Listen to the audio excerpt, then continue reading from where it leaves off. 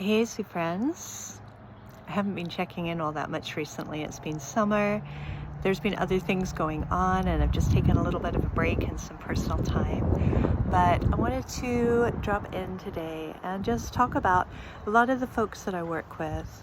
We're looking at either physical, mental, emotional, or spiritual healing and the journey of our lives and how everything fits together, finding life purpose, and also finding resolution to older patterns and the ways in which they continue to show up in our life if we don't resolve them. And I kind of wanted to tell a personal story that I haven't shared before. It does have a trigger warning, and I mean that sincerely, just because it's a childhood story from being very, very little and being hurt by a stranger. And obviously it has a good outcome because I'm still here today. So with that trigger warning just carefully shared, feel free to just pause the video or scroll on by. But I have for many, many years worked with clients and with a theory that somehow everything in our lives actually fits together. It's like pieces of a puzzle. And if we understand how to look at our lives, if we understand the stepping stones in our lives, we can start to put together what I call a heart map. And heart map looks at our karmic journey, our soul journey, our life journey, and starts to bring coherence and clarity to all of the pieces, and starts to give us help in understanding not only how we show up in the world and our relationship dynamics, our work dynamics, the friends and family situations that we have, but also in looking forward into the future and how to really discern our right purpose. And so this story, I can speak about it a little bit impersonally because I was so young, I don't remember it. But I've been told it by both of my parents a number of times as an adult, but not until I was in my 30s. So I had no context for it until I was in my 30s, and obviously no memory right to this day. So I was an infant. They were traveling to Ireland and then returning back through Holyhead and Liverpool when I was pretty small, probably about 10 months old, I would guess. And there was a crazy guy at the railway station dockyard. My mother was standing next to the ship. My dad was across the dockyard over by the railway station buying tickets and for our onward travel. And again, with the trigger warning, he suddenly heard a woman screaming and realized it was my mother. And of course he dropped everything and he ran back to where my mom was, just hysterical, with two guys trying to pull a giant of a man, a crazy guy over 6 foot tall, who was literally had his foot on top of me. I was in a carry cot on the ground. It's a little crib that fits into a pram, and it was on the ground. And he had his foot inside the cover of the crib, apparently, and my mom just said he was just stamping and stamping and stamping on this little baby body. I'm so grateful I don't remember. I feel so much compassion for my parents to have gone through that. It must have been terrifying and absolutely traumatizing to them. I'm so grateful I don't have visceral memory. But fast forward, the story obviously ended well. I survived. My dad said that 3 of them actually couldn't get the guy off me.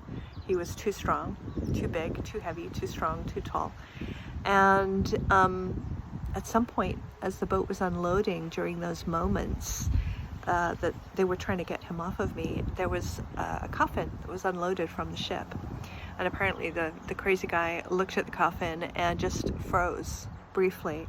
My dad was able to do the belt buckle on his pants and undo it, and his trousers just dropped to his knees. They got him off balance and they were able to get him off of me.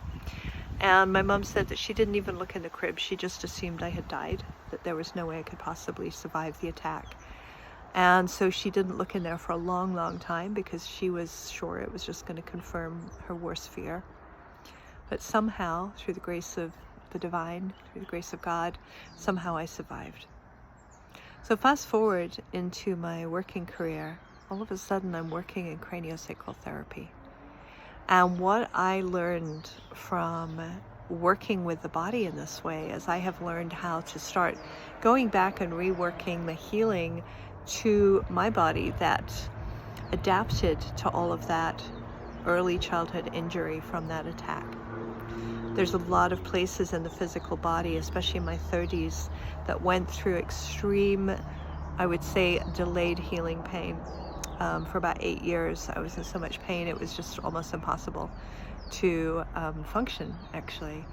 And I had no idea at that point in time about the incident. My parents hadn't told me yet, but it was during the latter end of that time that they relayed the story on several occasions of what had happened that day. And years later, because you know what? You don't know what you don't know. And the way my body felt was always familiar. I was used to being in pain pretty much constantly. I didn't know that was optional. And you know, you learn how to deal with even chronic pain, even extreme pain. And I had learned how to deal with that without giving it attention. You know, you put your mind somewhere else, and it allows you to function.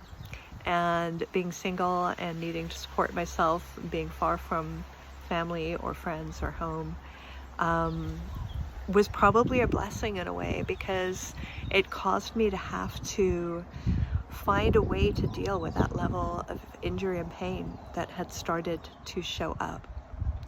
So number one, this is what can happen, is like sometimes things will come up today for clients who are resolving issues that actually took place decades ago, but now they have enough safety, now they have enough support, now they have maybe the space or the time, maybe the kids are grown up, they don't have the same responsibilities, and they have the space where their energy body can start to resolve those earlier issues, physical, mental, emotional, or again, spiritual. So that's one thing that can happen. Another thing is we can get so used to the status quo that we don't even realize there's a problem. And that was the case for me. And it wasn't until another layer started to arise almost 6 years ago that I finally put all of it together, and I'm like, oh, I can now feel all of the patterns of tension and fascial adaptation in the structure of the body. And you know, for 6 years have been working with that, and it may or may not resolve in this lifetime, but doing craniosacral therapy has given me a tool to even work with myself as well as with my clients. And so who knew? I didn't even know craniosacral existed. And once I did, I didn't know it was going to become such a powerful healing tool in my journey. But because, very uniquely in craniosacral, because I understand not only the muscular structure of the body and the tension patterns of muscle contraction and the way the body adapts when there's injury to try to create stability, but I also have a working day-to-day knowledge for almost 30 years of working with the fascia. And if you're hearing this and you're not a cranial therapist, it's something you might want to look into. Fascia is fascinating. It's one of the most fascinating, to me, systems in the body.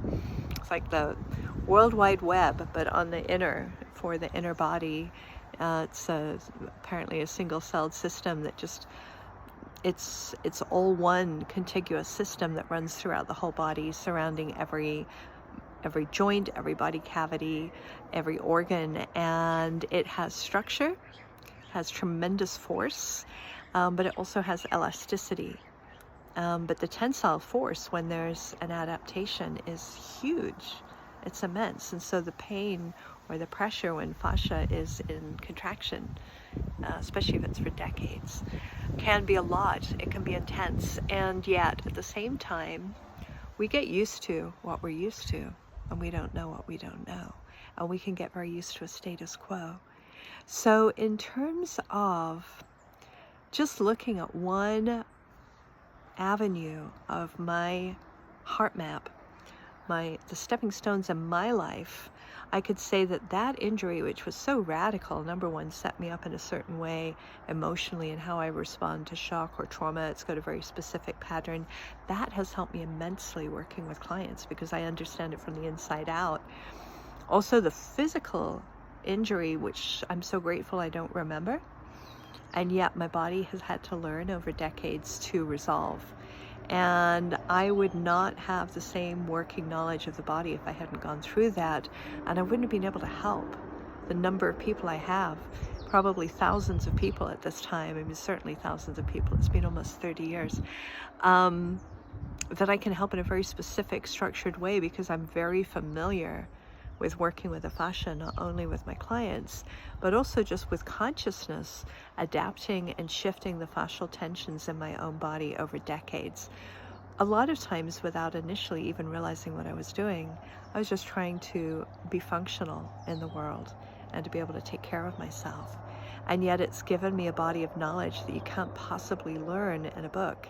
And it's allowed me to help thousands of people at a depth and in a way that I couldn't have done any other way. So one of my friends once said to me, he said, "You took on a lot this lifetime. You went through a lot," which I have in every possible way I can think of. But he said, "You did that so that you have the tools to be able to turn around and really serve in a huge way." And that has felt true.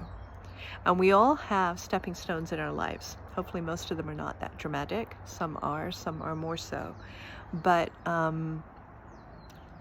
everyone's pathway, if we know how to understand the heart map of life, everyone's pathway is going to give them clues and give them tools that all eventually come together like pieces of a puzzle, like a tapestry, and create our life in the way that it is available to us. The knowledge, the wisdom that we've gained is available to us to serve at the very highest level because of what we have walked through.